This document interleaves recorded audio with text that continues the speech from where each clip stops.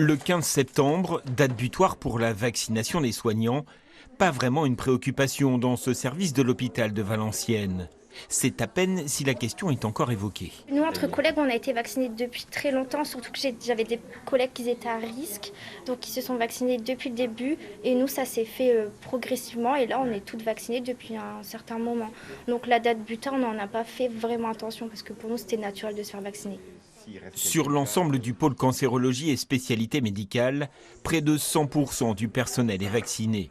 Résultat de beaucoup d'échanges et d'informations au sein même des services pour rassurer et convaincre.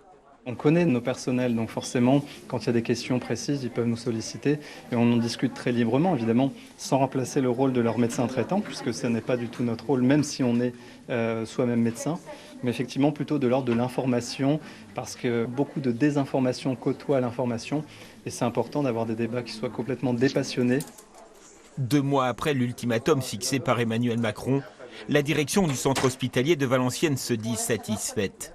5000 salariés hospitaliers, médecins et non médicaux, 29 seulement ne sont pas vaccinés. 0,6% du personnel qui ne sera pas forcément suspendu dès demain. Ça va être un courrier d'information encore individuel, une mesure de suspension si elle s'impose, parce qu'à un moment il faut qu'effectivement on arrête un peu les démarches.